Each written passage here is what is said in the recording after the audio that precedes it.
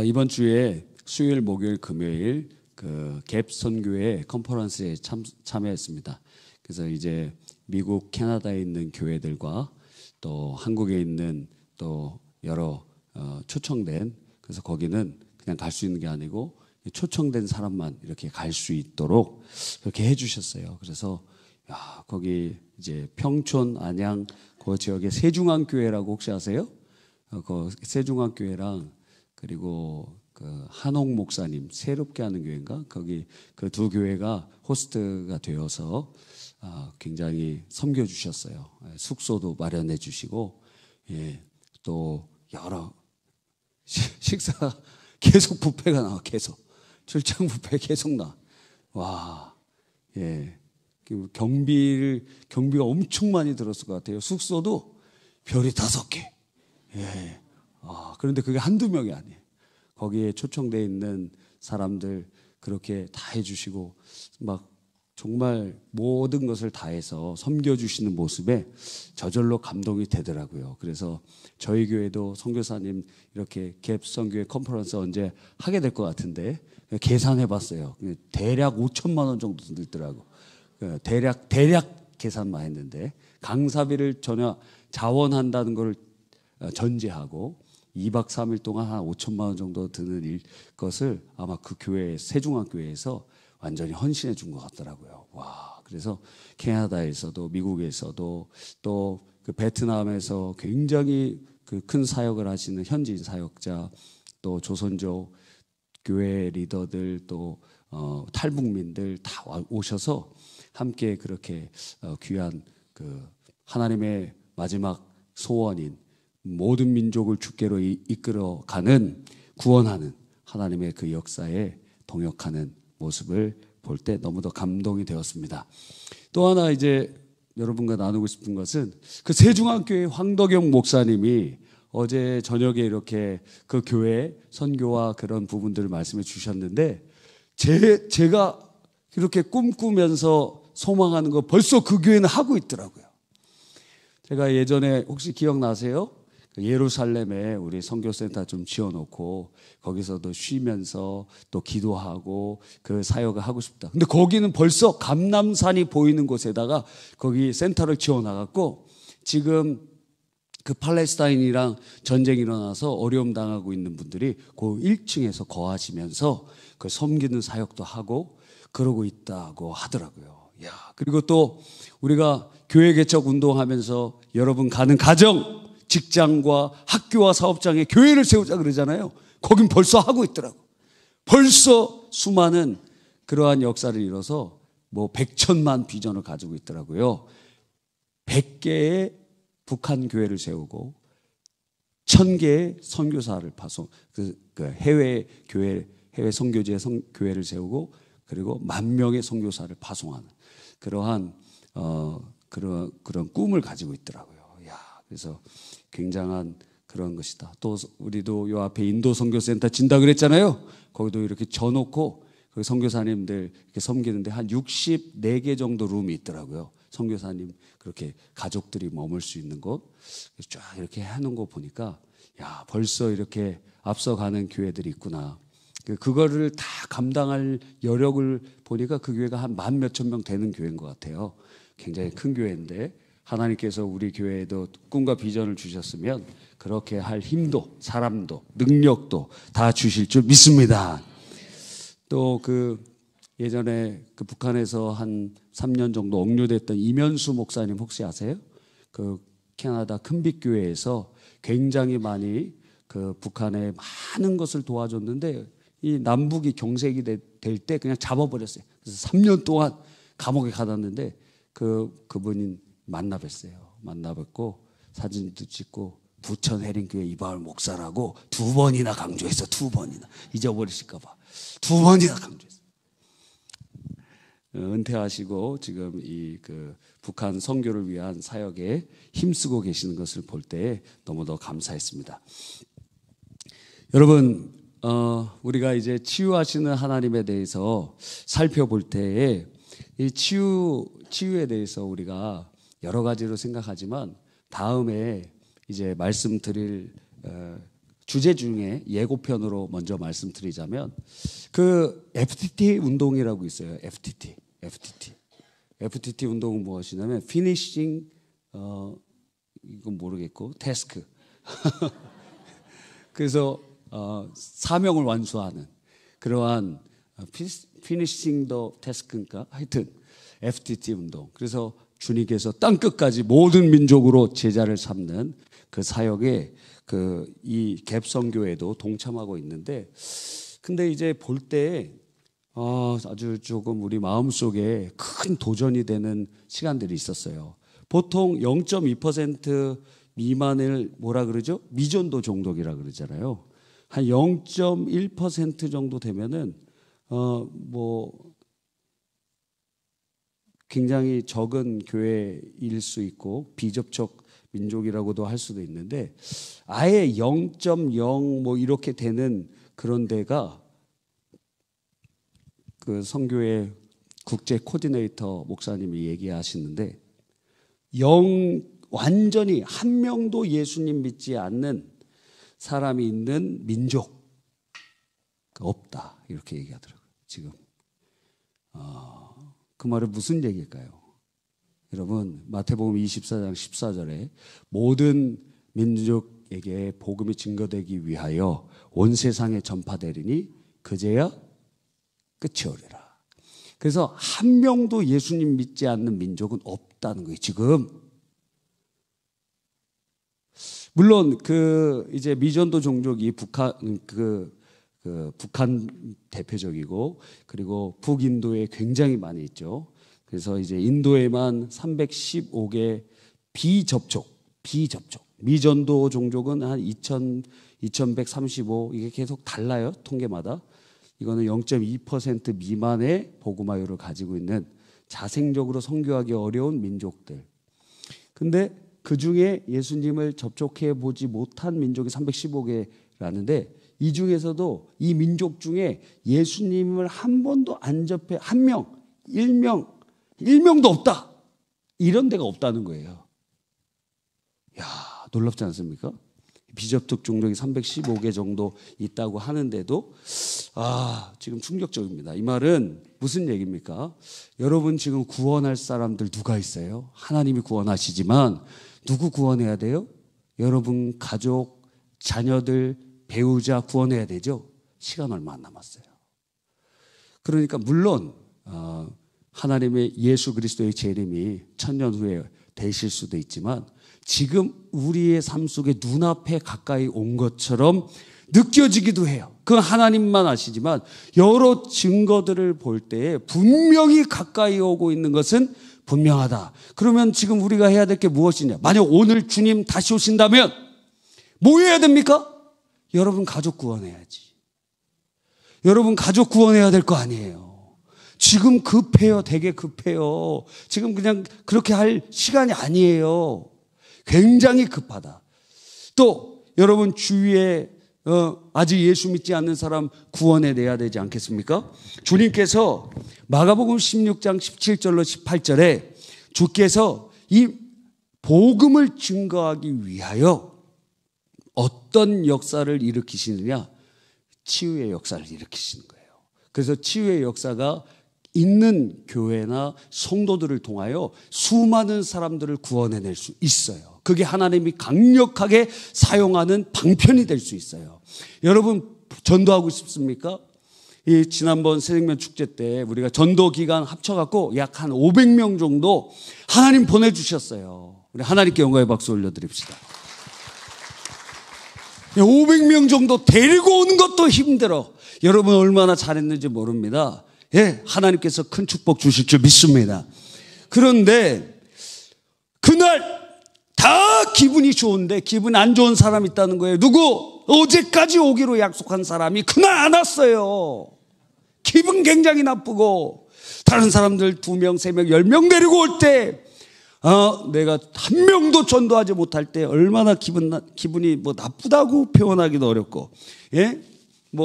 셈이 난다고 하기도 그렇고, 하여튼 별로 좋지 않습니다. 그렇죠? 그런데 여러분 전도 그냥 구름대 같이 사람들을 전도할 수 있는 방법이 무엇이냐? 신이 은사 받으면 된다 이거예요. 신이 은사 받으면 1명 아니요, 100명 아니요, 1000명 아니요, 10,000명이요 막 쫓아와요. 왜? 아픈 사람들은 쌓이고 쌓였기 때문에. 이 땅에 아담 이후 타락한 이 땅에 저주의 증거 중에 하나가 무엇이냐? 질병 아닙니까? 질병 아니냐고요. 질병. 그 질병 고쳐주고 예수님의 이름으로 고쳐주고 그의 영혼을 주님께로 인도하는 것. 하나님께서 우리에게 그러한 은혜를 다 베풀어 주시길 간절히 바랍니다. 믿는 자에게 이런 표적이 따른다고 하셨으니 나도 예수님 믿으니 내게도 은사 주십시오. 나도 예수님 믿으니 주여 치유의 역사가 일어나게 해 주십시오. 그래서 주님의 그 땅끝까지 이르러 복음이 증거되는 놀라운 역사의 통로로 우리가 쓰임받게 되는 거예요. 페이스 아카이브 보면은 권사님들이 이렇게 물어보는 그 대답 이렇게 뭐죠? 질문과 답변하고 그러잖아요. 그런데 여러분 미리 좀 이렇게 잘 정리를 해 오세요. 물론 영상 찍기 전에 한번 이렇게 디스커션 하는 것 같습니다.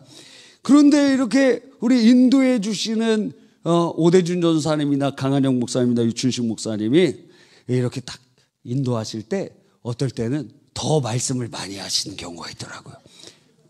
말하시는 분보다. 예. 왜냐하면 말을 안 하시니까. 그래서 다 이렇게 얘기를 하시고 그렇게 하는 경우가 있는 것을 봅니다. 근데 그 간증 중에 여러 분들이 자신의 질병이 치유함을 받고 하나님께서 은혜를 주셨다고 그렇게 얘기합니다. 이번 주 우리 김금덕 권사님 얘기를 들어보니까 하나님께서 우리 권사님 가정에는 복을 주셨대요.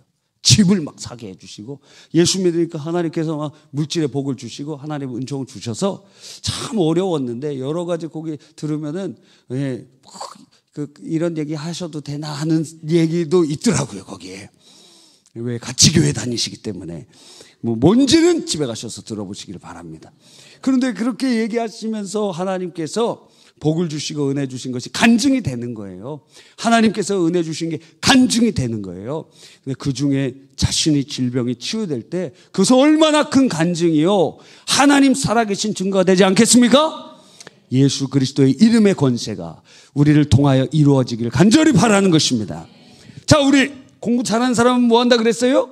복습을 잘해야 돼요. 복습을. 항상 복습을 잘해야 됩니다. 네. 여러분, 우리 학생들 공부 잘하고 싶어요? 공부 잘하고 싶습니까? 우리 여기 학생들은 요 앞에 앉으세요. 앞에 여기 두 칸부터 앉지 말고 여기 앉아. 여기 앉고 요거 한 줄 넘어가면 뒤에 앉지 말고 여기 앉거나 여기 앉으세요. 여기. 왜?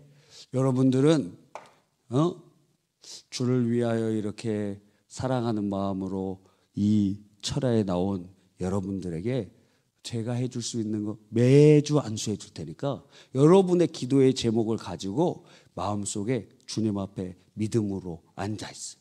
그러면 그게 여러분의 삶 속에 놀라운 축복이고 여기 안 받는 사람 다른 학생들과는 비교가 되지 않는 하나님께서 역사하시는 은혜들이 축적되고 은혜의 문이 열릴 거예요. 복 받은 줄 믿으시기 바랍니다. 아멘입니까?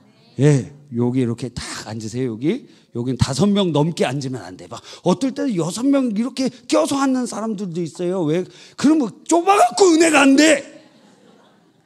조금 풍성하게 앉아. 4명 정도 딱 앉고 그냥 넘어가면 이쪽에 앉아. 알겠어요? 예? 알겠어요? 모르겠어요? 자, 그렇게 하시길 바랍니다. 자, 공부해 봅시다. 첫째, 치유는 하나님의 뜻이에요. 하나님의 뜻. 하나님의 뜻이에요. 왜? 원래 하나님이 창조해 놓으신 세상에서는 고통이 없었어요. 질병이 없었어요. 그 질병은 죄로 인하여 타락한 이 세상과 이 모든 그 환경 가운데 찾아온 저주 중에 하나예요. 조금 이따 더 말씀드리겠습니다. 하나님께서는 여러분이 치유받기를 원하고 계시는 것입니다. 또 두 번째, 주님께서 뭐 원하세요? 갈망하길 원하세요. 다른 말로 소망하길 원하세요. 왜? 하나님은 소망을 주시고 일하시는 거예요. 주님을 원하고 더 갈망하고 주님께로 가고 주님의 옷자락이라도 붙잡으려는 갈망을 통하여 주님을 바라보게 되잖아요. 예? 그 진짜 축복은 사실 병 낫는 것 진짜 축복이지만 더 중요한 건 예수님을 그 질병이라는 다리를 통하여 예수님을 믿게 되잖아요.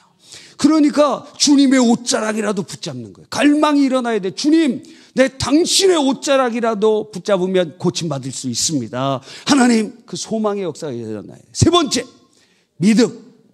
믿음으로 주님께서 이미 십자가에서 주가 채찍에 맞음으로 너희가 나음을 입었다 하셨고 주님께서는 치유하시는 하나님이라 하셨으니 그대로 이루어질 줄 믿습니다.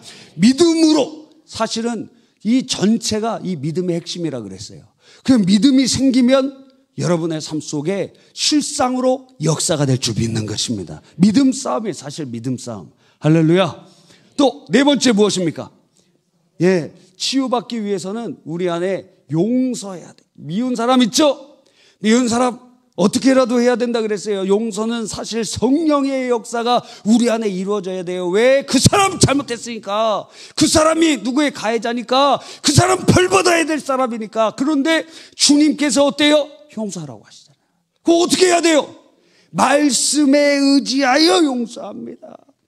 예? 성령의 역사로 우리가 용서해야 되는데 막 뜨거운 마음이 안 생기더라도 어떻게 해야 돼요? 주님 하라 그랬으면 일단 실천하는 거예요. 주님 하라고 했으면 일단 해봐야 될 것 아니에요. 전도하라 그러면 전도하고 기도하라 그러면 기도하고 항상 기뻐라. 안 기쁜 데는 막 이렇게 웃어보려고도 하고 그러면 뭘 깨달아요? 하나님 이거 내 힘으로 안 되는 것 주님이 할 수 있도록 능력도 주십시오. 이렇게 된다 이거예요. 그러니까 용서해야 돼요. 마음속에 자기 전에 미워하는 사람이 있으면 돼요 안 돼요? 분을 내어도 해가 지도록 품지 말고 그래서 죄를 짓지 말라. 마귀가 틈 주지 말라 그랬어요. 용서해야 돼요. 이를 악물고 기도할 때마다 용서해야 돼요. 그 다음 회개해야 돼요. 예, 죄악이 이사야서 1장에 보니까 너와 나 사이에 죄가 막고 있다. 그래서 그 죄를 회개해야 돼요. 오직 예수 그리스도의 보혈로. 회개라는 행위가 우리가 용서함을 받는 것이 아니라 예수 그리스도께서 우리를 대신하여 몸짓고 피 흘려 죽으신 그 피값을 통하여 예수님의 대속을 통하여 그분의 우리를 위하여 죽으신 그 은혜를 힘입어 회개하는 거예요. 할렐루야. 또 무엇입니까? 예수님의 이름으로 기도해야 돼요. 어명이요 하는 것처럼 예수님의 이름으로 기도해야 됩니다. 기도할 때 예수님의 이름으로 기도할 때 세 가지를 기억해야 된다 그랬죠. 하나님께는 어떻게 간구하는 거예요. 주님 나를 불쌍히 여겨 주시옵소서. 주님 내 병을 고쳐 주시옵소서. 주님 나를 불쌍히 여겨 주시옵소서. 두 번째 질병에게는 어떻게 해요? 선포해야 되겠죠. 질병에게는 주가 채찍에 맞음으로 나음을 입었다고 하였으니 너는 불법이니 내게서 떠나가라. 그리고 세 번째 마귀에게는 어떻게 해요?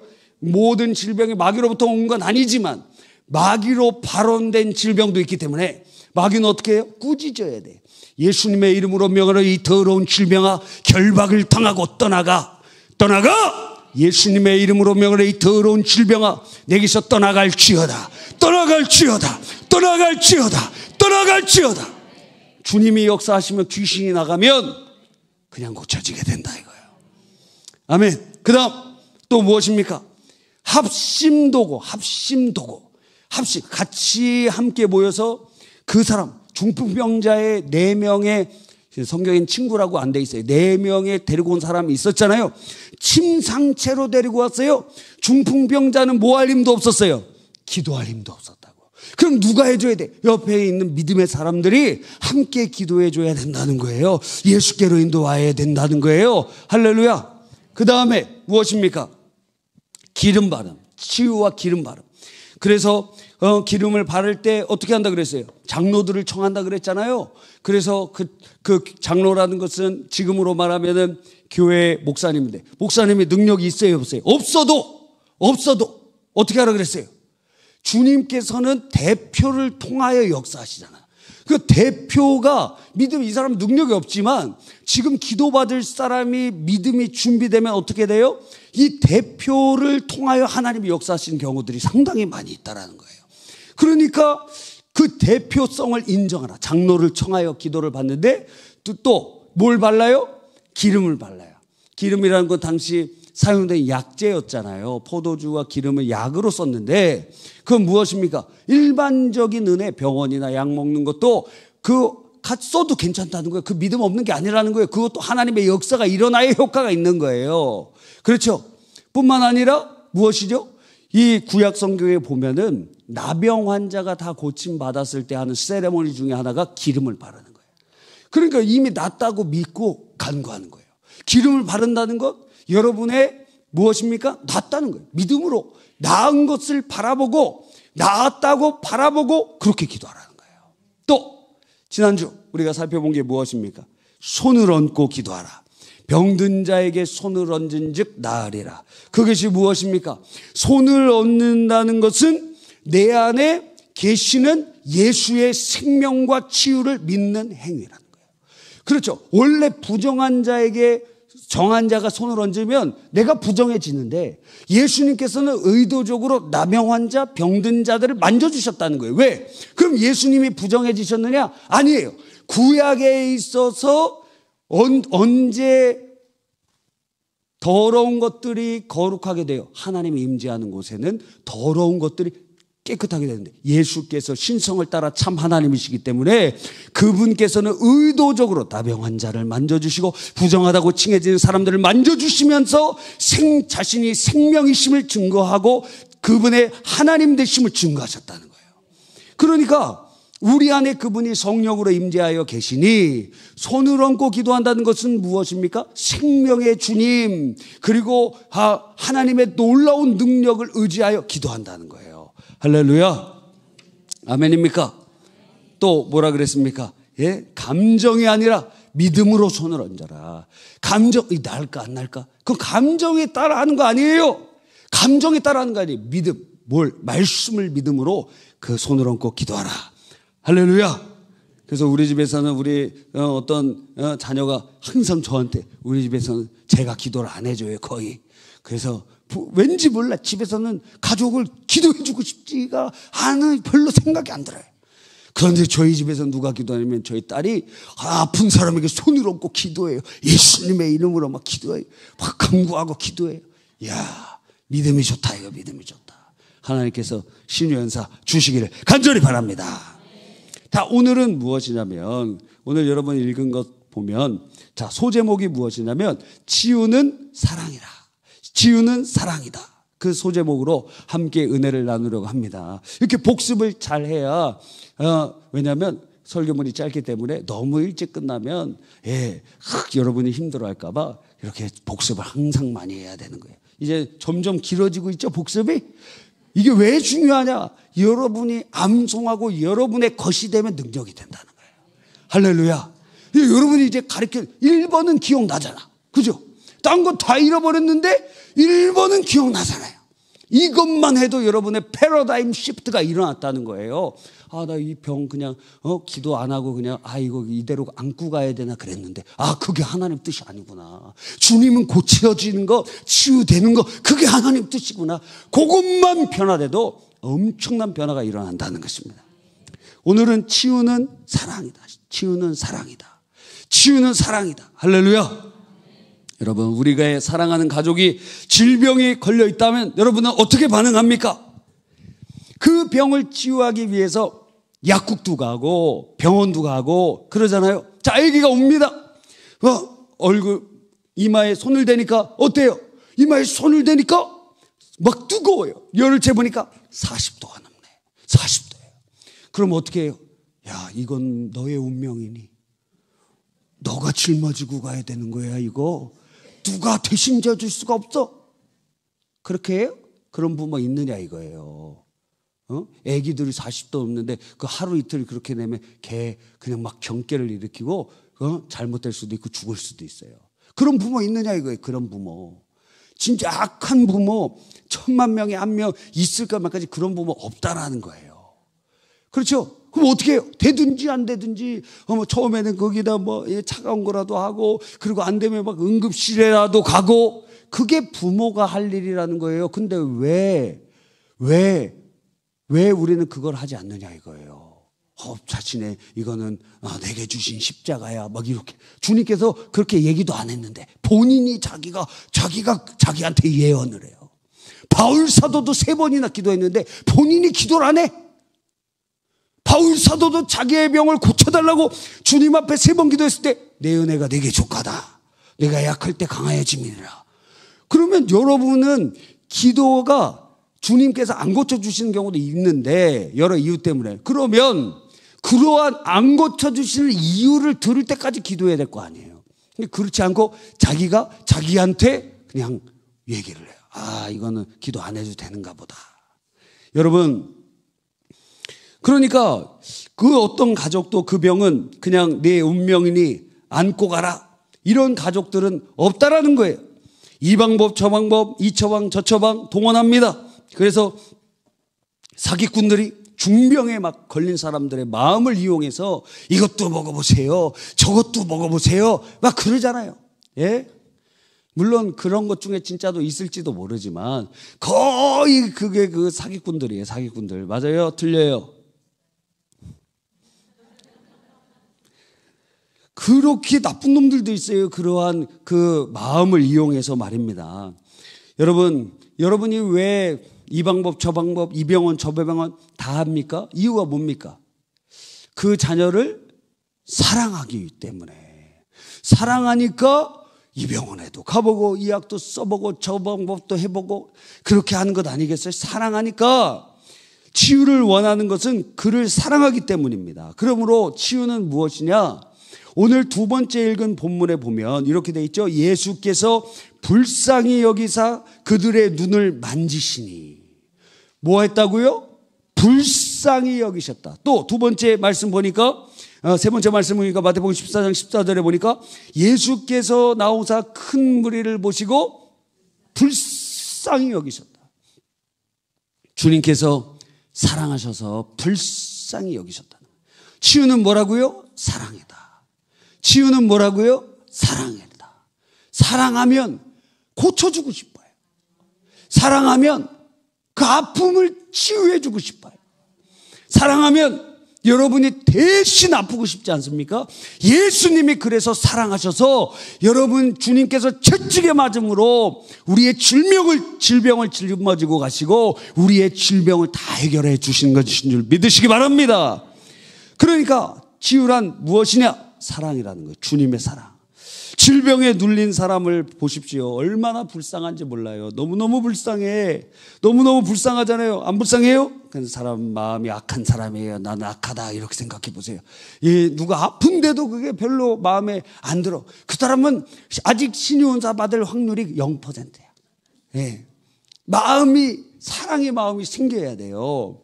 자, 한 권사님, 우리 교회 권사님 얘기해요. 멀리에서 우리 교회에 나오시면서 혼자서 이렇게 참 열심히 신앙생활 하시고 70이 넘으셨을 때, 어느 날 암이 막 발병을 한 것입니다. 그래서 수술하시면서 회복하시면서도 교회에 계속 나오셨어요. 근데 어느 날 안 보이시는 거예요. 그랬더니 이 요양병원에 입원을 하셨는데 그 요양병원을 알려주시진 않는 거예요. 여러 가지 이유 때문에 그런 것 같아요. 몸이 너무 불편하기도 하고 약간 자존심도 그런 문제도 있는 것 같기도 하고 그래요. 여러 가지로. 이거 어딘지 몰라. 사역자도 몰라요. 어디에 입원하신지 몰라요. 그렇게 1주가 흘러가고 2주, 한 달, 1년 이런 식으로 흘러가고 있었습니다. 그런데 어느 날 교회에 연락이 왔는데 돌아가셨다는 거예요. 돌아가셨다고 해서 교구 식구들이랑 이렇게 해서 가봤는데 어떻게 된지 아십니까? 그 가족이 아들 1명밖에 없었어요. 근데 그 아들이 이렇게 경제적으로 굉장히 어렵나 봐요. 그래서 빈소도 차리지 않고 거기에 그냥 그 병원 그 입관실 있잖아요. 빈소가 없어. 그냥 거기에서 그 누워 계신 권사님의 모습을 보게 되는데 굉장히 마음이 착잡하더라고요. 입관실에서 그렇게 뵀는데 질병으로 이 얼굴이 퉁퉁 부어 계시더라고요.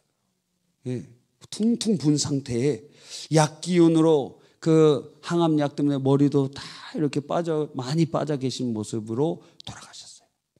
물론 지금은 주님의 품에 안겨 계시지만, 그래서 영원한 행복을 누리고 계시지만, 그런데 이 땅에서 이렇게 질병을 고통당하는 모습을 볼 때 너무 착잡한 마음이 들더라고요.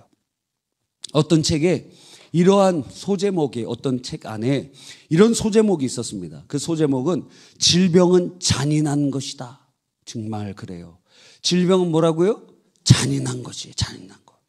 그 글은 계속 이렇게 이어집니다. 질병은 환자를 질환으로 노예로 만들고, 질병이란 것이 질환을 주면서 우리를 노예로 만들고, 환자를 돌보는 사람을 노예로 만들고, 그리고 밤낮으로 환자 시중을 드는 사람에게는 기쁨도 없고 안식도 없어져요. 병은 도둑이에요. 도둑. 그래서 병은 건강을 빼앗아가고 행복을 빼앗아가고 여러분의 가정의 재산을 빼앗아가요. 예전에 암에 대해서 보험이 크게 적용되지 않았을 때 그 비용이 어마어마해서 암 환자가 생기면 어떤다 그랬어요? 집안 망한다 그랬어요. 예? 지금은 한 90% 국가에서 대주잖아요. 그렇죠? 근데 또 좋은 약 막 표적 치료하고 새 신약들은 또 보험이 안 돼. 요즘에는 그래도 덜 들어가는데, 그 예전만 해도 암에 걸리면은 가정 다 쑥대밭되고 본인도 항암 치료 받는 것 때문에 힘들고, 그리고 가족들은 그거 이제 그 비용을 대느라고 힘들고, 그 다 망해가는 거예요. 너무너무 힘들었던 그런 모습을 보게 됩니다. 2023년 6월 12일 한 신문에 보니까 연세 세브란스에서 국내 최초로 전 세계에 10대밖에 없대요. 10대밖에. 근데 우리나라에 들어왔어요. 그 기계가 그 암을 치료하는 기계인데 3천억 원이야, 기계가. 3천억, 얼마라고요? 3천억짜리 기계인데 중입자 치료기라는 거예요. 중입자 치료기. 우리가 항암 치료 이렇게 방사선으로 하면 어때요? 거기만 치료되는 게 아니라 거기에 지나가는 데는 다 지금 정상적인 것도 다 그 방사선 쐬거든요. 근데 이거는 딱 거기만 표적으로 할 수 있어요. 그러니까 이게 보통 길어야 치료 시간은 2분 30초 정도 된대요. 딱 표적으로. 한 번 그런데 그거 봤는데 얼마인지 아십니까? 5천만 원에서 5,500만 원. 2분 30초에 5천만 원에서 5,500만 원. 이야, 부자들은 그래도 받겠죠? 부자들은 받는데. 여러분, 근데 항암 치료 한 번 받습니까? 한 10번 받고 막 이렇게 받잖아요. 10번 받으면 얼마예요? 5억 5천. 이야, 할 수 있어요? 있어도 못해. 할 수 있냐고요? 그럼 어떻게 할 거예요? 막 테러할 거예요, 거기 하고? 그 기계 어떻게 돌리는지도 모르잖아요, 우리가. 그러니까 이런 상황에 있는 것입니다. 예? 우리들은 그러한 혜택을 받을 여력이 되는 사람이 많지 않습니다. 사랑하는 가족이 질병에게 잔인하게 당하고 있다는 거예요. 잔인하게 하려고 해도 능력이 안 돼. 그런 경우들도 발생할 수 있다라는 거예요. 그럼 보고만 있어야 되느냐? 오늘 우리가 읽었던 그 말씀에 보니까 예수님께서 눈먼 자, 병든 자를 불쌍히 여기셔서 고쳐주셨다는 거예요. 자, 그러면 예수님께서는 과거에만 불쌍히 여기실까요? 지금도 불쌍히 여기실까요? 지금도 불쌍히 여기시겠네? 그럼 우리 중에 아픈 사람들을 보시면서 불쌍히 여기실까요? 그건 네가 지고 가야 된다 이러실까요? 불쌍히 여기실 거 아니에요? 어제나 오늘이나 동일하신 분이라고 하잖아요, 성경에. 그러면 그 예수님께서 지금 성령으로 여러분 마음 안에 계시는데, 성령을 통하여 여러분에게 역사를 하시는데, 그러면 예수님께서는 그 아픈 사람을 불쌍히 여기는 마음을 우리에게 주심으로 우리를 통하여 그 사람을 고치기를 원하신다는 거예요. 여러분, 이게 지금 우리가 깨달아야 된다는 거예요. 예수님은 지금도 이곳에 오시면 아픈 사람들을 불쌍히 여겨주실 거 아니에요. 나 2000년 전에 많이 고쳐줬으니까 너는 그냥 아파라. 이렇게 하시지 않는다 이거예요. 지금 예수님 이 자리에 오시면 여기 아픈 사람들 다 고쳐주실 거라는 거예요. 그런데 그 예수님 지금 우리 안에 계시네? 성령으로 우리 안에 계시네? 그럼 그 우리 안에 계신 그분이 우리를 통하여 고치시기 원하신다는 거예요. 할렐루야. 이해가 됩니까? 그러니까 주님께서 우리에게 신뢰의 역사를 일으키시길 원하신다는 거예요. 지금 예수님께서 우리 안에서 우리를 통하여 그 질병으로 아파하고 있는 여러분과 여러분의 가족과 교우들을 불쌍히 바라보고 계시다는 거예요. 주님은 그들을 지금도 고쳐주고 싶어 하신다는 거예요. 그 통로로 우리를 사용하시길 원하신다는 거예요. 그래서 주님께서 우리에게 먼저 하시는 것이 불쌍히 여기시는 그 마음을 주시는 거예요. 여러분, 저도 옛날에 목에 염증이 생겨서 열이 막 나더라고요. 저는 제일 싫어하는 질병이 열 나는 겁니다. 열이 나는 거. 그러니까 저를 열받게 하면 안 돼요. 열이 나면 너무 힘들더라고요. 열이 나면. 그래서 그 잠시 동안이지만 무슨 생각이 들었냐면 차라리 죽는 게 낫다. 예, 요즘에 지금 뭐 안락사 이걸 뭐 허용하자고 지금 우리는 1단계 들어왔잖아요. 연명치료 중지 그거 할 수 있도록 돼 있잖아요. 그게 1단계 지금 왜 계속 그거 막 떠보는 거잖아요. 언론에 2번 이상 언급되는 거는 법안을 만들려고 하고 여러분 떠보는 거예요. 뉴스나 TV 이렇게 보면은 여러분 이렇게 뭔가가 KBS에서도 나오고 MBC에도 저는 KBS, MBC 안 본 지 몇 년 됐어요. 예, 지상파를 안 보거든. 무슨 말인지는 젊은 사람들은 알아듣고 있습니다. 예, 하여튼 그런데 지금도 여러분 보신다면 MBC나 뭐 SBS나 아직도 있는지 모르겠어요. 무슨 방송이 뭐가 나오는지도 몰라 난. 예, KBS 예, 아직도 있죠? 예. 그런데 이 방송국에서 여기도 나오고 저기도 나오고 계속 나오는 뭔가 주제가 있다. 그거 지금 법안을 만들려고 여러분 여론을 떠보는 거예요. 예를 들어서 몇 달 전에 뭐 상속세 얘기 막 상속세 뭐 무슨 패널들이 나와서 이거는 뭐 무슨 문제가 있다 무슨 뭐 있다 그런 게 여기도 나오고 여기도 나오고 여기도 나오지. 그 상속세 법안을 통과시키기 전에 여론이 어떤가 떠보는 거거든. 당하지 말라 이거예요. 당하지 말라. 그러니까 예? 국가나 이런 단체에서 딱 떠보는 거예요. 지금 요거 지금 될까 안 될까. 어려우면은 좀 다른 방법으로 돌아가거나 뭔가 차별금지법, 예, 차별금지법. 차별하면 안 되지. 예수님 믿는 사람들은 절대 누군가를 차별하면 안 됩니다. 이런 사람들은 하나님 앞에 형벌을 받을 사람이에요. 그러나 여기 따옴표를 붙여야 돼. 차별금지법은 반대한다 이거예요. 왜? 이것은 하나님이 세워놓으신 창조의 질서를 어기게 돼요. 양성평등이 아니고 양자를 빼는 거예요. 성평등이라고 얘기를 해요. 그거는 이제 해외처럼 자기가 나 오늘 이제 여성으로 할래. 그럼 여성이 되는 거예요. 내 의지로. 그렇게 바뀔 수도 있고 그리고 이제 하나님께서는 한 남자에게 한 여자를 주셨는데 근데 남자가 그들의 논리는 아주 간단해요. 그리고 굉장히 강력해요. 아니 사람이 사람을 사랑하는 게 무슨 잘못이냐. 내가 사람이 사람을 사랑해서 이게 휴머니즘 아니에요? 휴머니즘? 사람이 사람을 사랑하는데 그게 무슨 잘못이야. 그건 아름다운 일이지.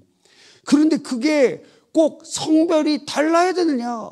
같은 성별로 내가 사랑하니까 남자가 남자를 사랑하는 게 그게 무슨 잘못이냐. 벌써 설득됐다 이거. 벌써 설득됐다. 예? 벌써 설득됐어. 저도 예수님 안 믿었다면 아마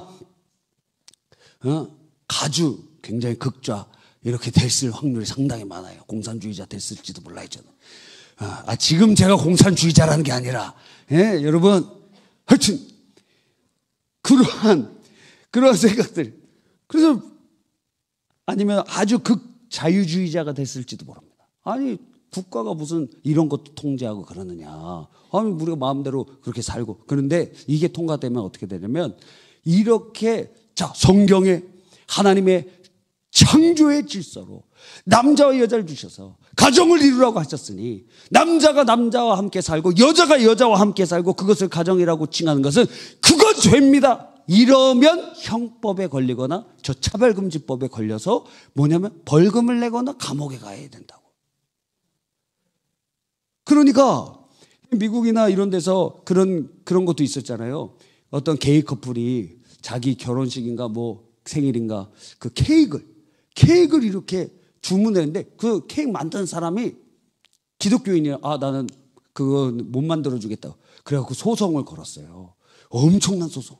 그래갖고 막 패소도 하고 그러다가 결국에는 대법원에서 연방법원인지 거기서 승소해갖고 다행히 살았는데 그런 일들이 일어나게 되는 거예요.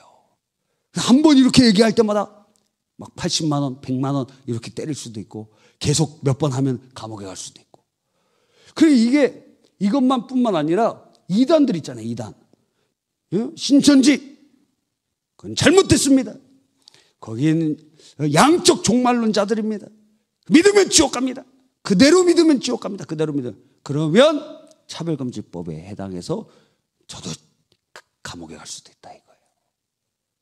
여러분, 그래갖고 이게 단어 한 글자 그리고 어떻게 쓰느냐에 따라서 완전히 달라지는 거예요. 법이라는 건 체제거든. 체제.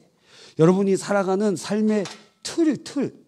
그러니까 국회 사이트에 가보면은 무슨 법이 올라가는지가 공지되어 있어요. 그런 것을 가끔 보세요. 무슨 법이 올라가는가. 여러분, 대한민국의 주권은 어디에 있습니까? 예? 국회의원에게 있어요? 대통령에게 있어요?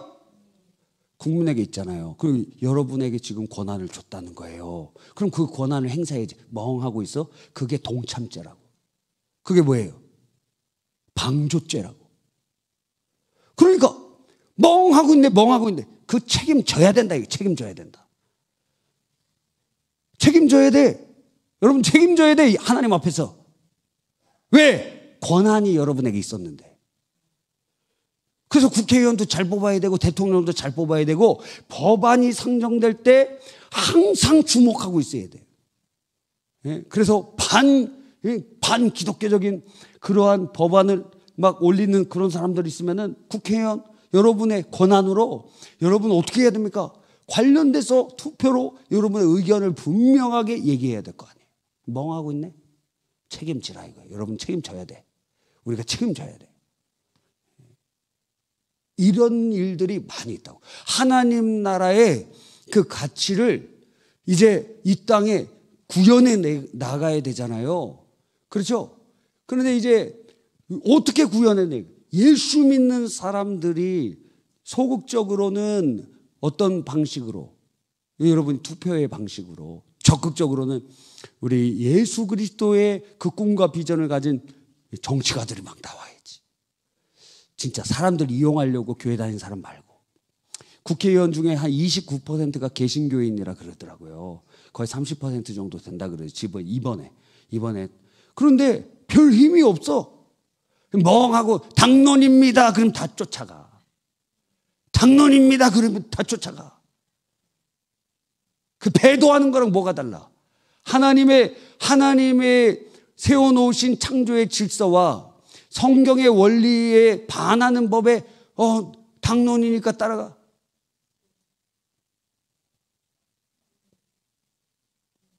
여러분 정신 차려야 됩니다. 예. 얼굴이 사색이 되시는 분들이 많이 있는데 그래서 저는 정말 기독교 리더들을 세우고 싶은 마음이 있습니다. 그래서 여러분 빨리 축복 많이 받으셔서 인도 선교센터, 여기는 인도 선교센터를 쓰고 저기 옥산 초등학교 좀 헌신해서 거기에 기독교 리더들을 세우는 대안학교를 세워서 정말 이 땅에 복음으로 변화시키는 리더들을 세워야 되지 않겠습니까? 또 요즘에는 공무원들 많이 안 된대요. 여러분 잘 들으세요. 여러분 잘 들으세요. 기회가 왔어. 교사도 많이 안 된대. 교사도 안 된대. 힘들고 애들도 줄어드니까 이제 교사들이 막 점점 안 붙고 막 별로 비전이 안 되는, 지금 때가 왔어. 여러분이 교사가 되세요. 그러면 거기 그 교육계를 장악할 수가 있어요. 복음으로. 공무원 안 된대. 우리 때만 해도 공무원 되려고 그렇게 열심히 했는데 이제 공무원 안 된대요. 박봉에 뭐 막 그러면서 지금이 기회야. 지금이. 그래서 공무원이 되세요. 그래서 국가에 들어가세요. 그래서 하나님의 뜻을 이루어가는 여러분이 기둥들이 되세요. 와, 기회가 왔어.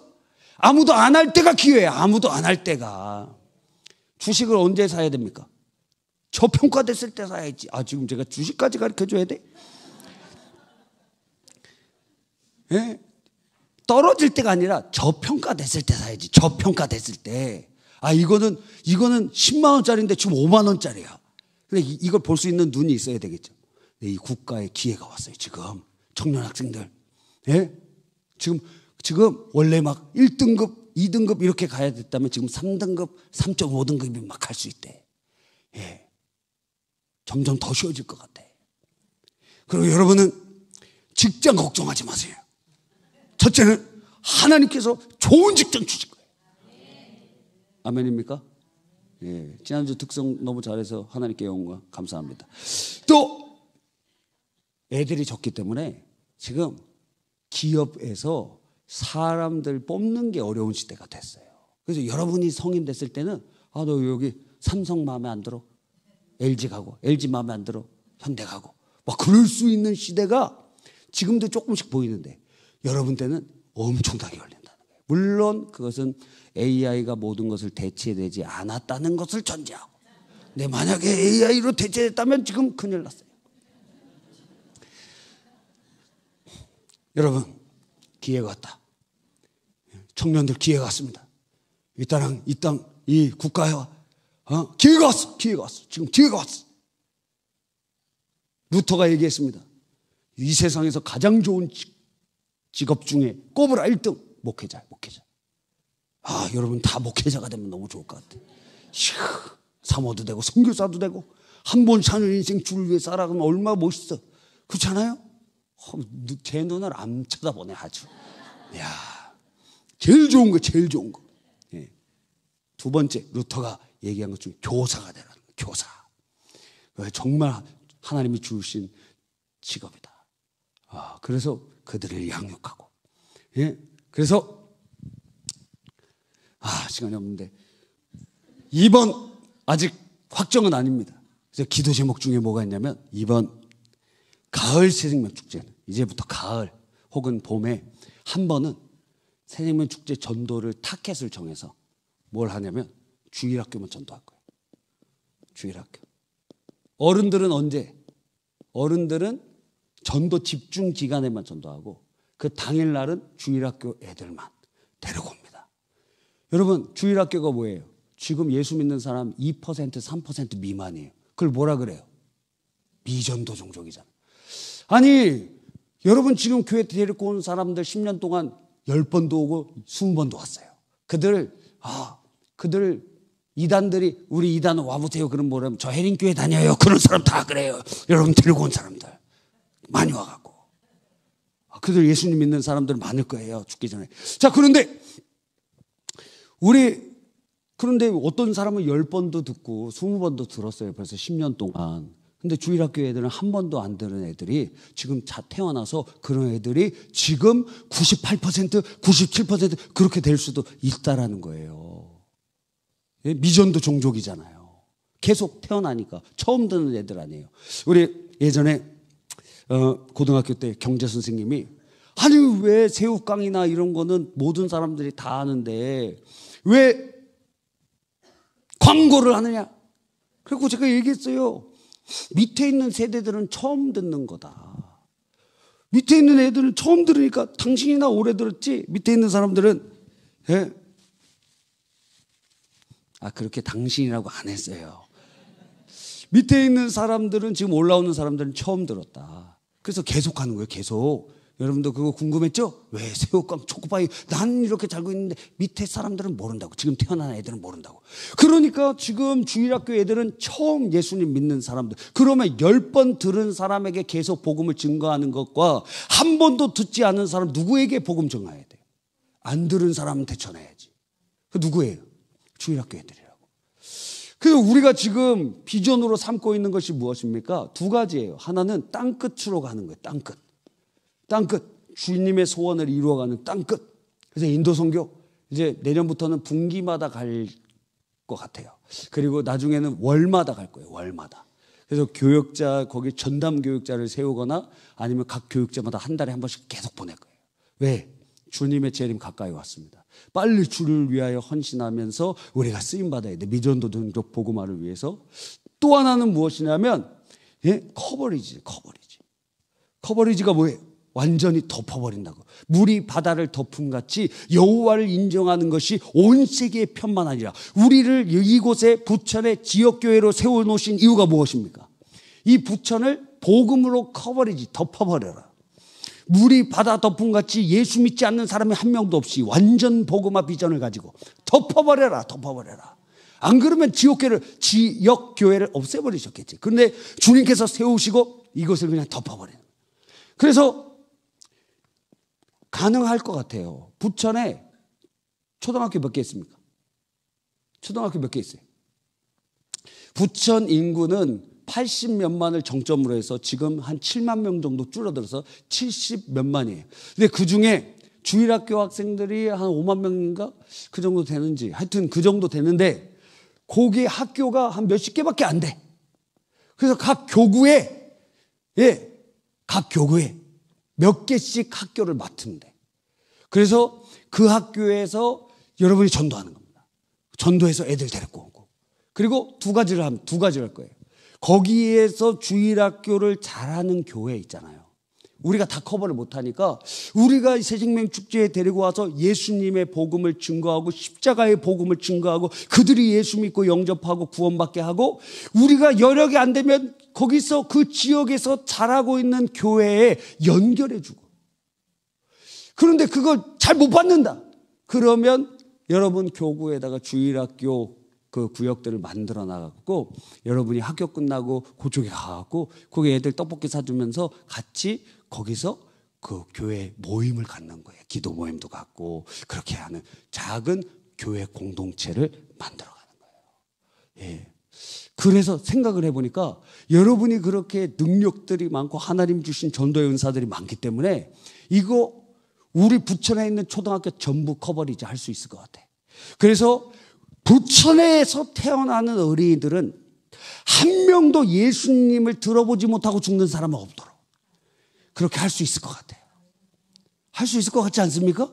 아니 그들이 다 우리 교회 안 와도 괜찮아. 그런데 예수님은 한 번이라도 들어봐야 될 것 아니에요. 길이요 진리요 생명 되신 예수님은 한 번이라도 다 들어봐야 될 거 아니에요. 그거 할 수 있을 것 같아. 여러분 할 수 있어.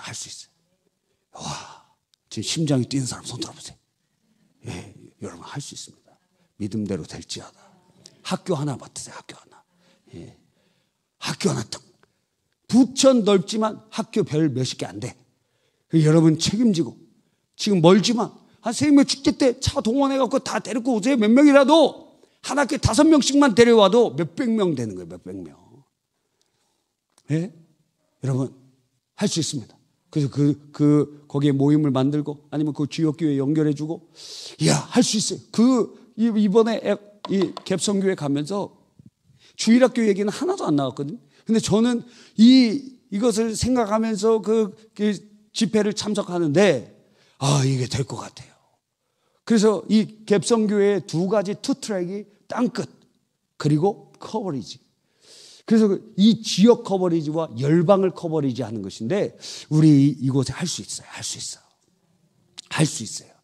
그럼 어떤 분들이 이렇게 얘기해요. 우리 청년도 하고 중고등부도 하고 걔네들 몇 년 있으면 중고등부 되고 걔네들이 청년 되는 거예요. 조금만 기다려. 6학년이 지나면 중등부가 되는 거예요. 걔네들이 또 크면 청년들이 되는 거예요. 그래서 걔네들 그냥 이 부천에 태어나는 자들은 복이 있다. 예수 그리스도를 듣지 못한 자가 없고, 그리고 교회에 나와보지 않은 자가 없도록 할 수 있어요. 할 수 있어요. 여러분을 통하여 주님이 일하실 줄 믿습니다. 여러분, 예수님께서는 사랑하셔서 아픈 자들을 고쳐주십니다. 40도 열 그 얘기했는데, 그래서 저는 그때 아프고 나서 어떤 생각을 했냐면, 하나님, 저는 목회자가 되면 다른 데는 신방은 못 가더라도 아픈 성도님들은 꼭 찾아가겠습니다. 그런데 지금 꼭 못 찾아가고 있어요. 예, 특별히 코로나 전후로 해갖고 아예 못 들어가게 해놓고 막 그래갖고, 하여튼 일반적인 신방들은 대부분 부교육자님들이 다 하시지만, 근데 어떤 분들은 또 꼭 담임 목사님 오셔야 됩니다. 그런 분들, 그래서 시험 들 것 같은 분들은 제가 가. 웬만하면 안 가요. 왜? 부교육자님들이 제가 다 가면 부교육자님 할 일이 없잖아요. 나가야 돼. 함께 사역하는 것 아닙니까? 제가 다 못하니까. 그래서 저는 말씀 선포와 제자 훈련과 양육하는 일에 전심으로 하고 그렇게 하고 있는 건 아니겠어요? 봐주시기 바랍니다. 예. 그런데 그런 마음이 들었다는 거예요. 그래서 아픈 성도를 위해서 우리가 수요일마다 그 아침부터 기도하는데, 그때 꼭 1시간은 아픈 성도들을 위해서 간절히 간구해요. 왜 그럴까요? 왜 그럴까? 이름 불러가면서 여러분의 그 기도의 제목을 가지면서 기도해줘요. 여기 있는 분들의 기도 제목도 있어요. 네. 우리 성도님 위해서도 기도하고 있어요. 불면증 치료해 주십시오. 하나님께서 또 여러 가지 그 기관지 확장증인가 그것도 고쳐주십시오. 기도하고 있어요. 왜 하고 있을까? 예. 그렇게 기도하다 보면 어느 때 어떤 부분에서 이렇게 딱 걸려요, 마음이. 그만 막 울컥해져요. 왜 그럴까요? 주님이 그 마음을 주시는 거예요. 그래서 신유 은사를 받은 성도들과 목회자들을 보면은 보통 다 이런 마음이 있어요. 근데 이런 마음이 어떻게 생기느냐? 자기가 죽을 병에 걸려봤거든. 자기가 난치병에 걸려봤거든. 여러분이 중대한 병에 걸려보신 분 한번 손 들어보세요. 예, 계세요. 예, 계세요. 제가 알지만 한번 물어보겠습니다. 무슨 병에 걸리셨습니까? 암에 걸리셨어요. 또 암 직전 연기, 그죠? 대단한 분들이에요. 그런데도 이렇게 열심히 사역을 하시잖아요. 그래서 그 아픔을 겪기 전에 겪은 후에 아프신 분을 볼 때 조금 차이가 있나요? 좀 차이가 있어요? 아프기 전에는 아픈 사람 봐도 별로 그렇게 크게 공감 안 되지 않았어요? 근데 내가 아파 보니까 아픈 사람에 대한 긍휼의 마음이 생기잖아요. 낫든지 안 낫든지 그를 향한 참 내가 겪어보니까 내가 이렇게 병원에 입원해 보니까 그런 마음이 들잖아요. 그런 마음. 하나님께서는 보통 신유의 은사를 주시기 전에 왜 아픈 사람에게 신유 은사를 많이 주시느냐? 그 마음을 너도 느껴봐라 이거야. 너도 느껴봐라. 너도 아파봤잖아. 그러니까 그 아픈 사람의 마음 알잖아. 너도 그 내 마음이야 하고 주님의 그 불쌍히 여기는 마음을 경험하도록 알려주시는 거예요. 여러분, 그게 중요한 것입니다. 치유는 주님이 아픈 자들을 바라보시는 긍휼입니다. 주님의 마음이 임하면 이렇게 되는 것입니다. 그러므로 치유란 무엇이라고요? 사랑이다. 치유가 무엇이라고요? 사랑이다. 정확히 말하면 주님이 우리 안에서 그 사람을 향하신 주님의 사랑이다 이거예요. 그러니까 우리가 그 아픈 분들을 위하여 불쌍히 여기는 마음이 생긴다면 지금 여러분 안에서 누가 일하고 계세요? 주님이 일하고 계시다. 여러분 안에 주님이 계신 거예요. 주님이 일하고 계시는 것입니다. 이번에 컨퍼런스에서 한옥 목사님 혹시 TV에서도 보신 분들 계시죠? 키가 크시더라고요. 한옥 목사님이 이 온누리교회 부교육자로 사역할 때 새벽 기도도 인도하고 그러는데 그 새벽 기도에 빠지지 않고 여름이든지 겨울이든지 열심히 오시는 성도님이 계셨대요. 그런데 이 골다공증 때문인지 연세 많으신 분들 중에 이렇게 허리가 이렇게 굽으신 분들 있잖아요. 요즘엔 별로 없어요. 옛날에는 그런 분들 뭐라 그랬죠? 꼬부랑 할머니라 그랬어요. 꼬부랑 할머니. 이렇게 허리가 원래 이렇게 있었는데 나이가 들면서 이렇게 구부러진 분들. 아마 골다공증 때문에 그랬는데 그분이 그랬어요. 그래서 그분 집에 신방을 하려고 한옥 목사님이 갔는데 우리 저기 성주산 가는데 보면은 이렇게 언덕 같은데 막 버스 올라가는데 되게 높은 데 있죠? 혹시 아세요? 거기 막 얼면은 거기 막 빙판이 어떻게 되나 걱정되는 거기 언덕 같은 데가 있어요. 근데 그런데 그 이렇게 구부러진 그 할머니 성도님이 거기 올라갔다 내려왔다 하시는데 걱정이 되는 거예요. 한옥 목사님이. 겨울에 여기 넘어지면은 더 크게 다치고 크게 힘들 텐데 성도님 여기 지금 겨울 되면 빙판 되면은 어떻게 오세요? 그랬더니 그 옆에를 이렇게 붙잡고 이렇게 온대요. 그 마음이 너무 막 아프잖아요. 너무 긍휼의 마음이 생기면서 전혀 그 신유의 역사 아니고 믿지 않는 분이었는데 원래 그분이 그런데 너무 불쌍한 마음이 들고 긍휼의 마음이 들면서 그 구부러진 허리에다가 손을 얹고 주님 불쌍히 여겨 주십시오. 주님을 사랑하는데 하나님 너무 이렇게 허리에 아파갖고 구부려서 이렇게 오고 있는데 주님 불쌍히 여겨 주시고 고쳐주세요. 그런데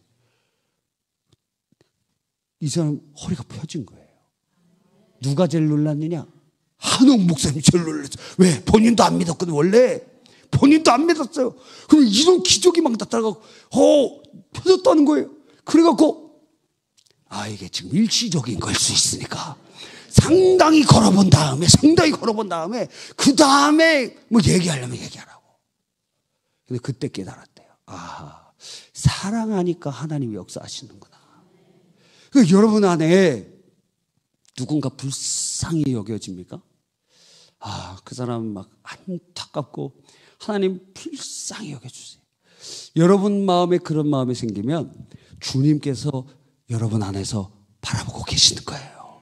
하나님이 역사하고 계시는 거예요. 하나님의 놀라운 역사가 일어나기를 간절히 바라는 것입니다. 결론입니다. 여러분 치유는 뭐예요? 사랑이다. 누구의 사랑? 우리 안에 계신 주님의 사랑이다. 주님이 2000년 전에 그 불쌍한 사람들을 보시며 긍휼히 여겨주신 것이 지금 우리 안에 성령으로 역사하셔서 우리 안에 그 마음을 부어주시고 어제와 오늘이나 영원토록 동일하신 그분이 그 십자가의 은혜로 고쳐주시기 원하신다는 거예요. 치유는 뭐예요? 사랑이라는 거예요. 그러면 우리 안에 뭐 붙어 있어야 될까요? 사랑의 마음이 있어야지. 이거가 없잖아요 지금. 그래서 오늘 첫 번째 기도 제목이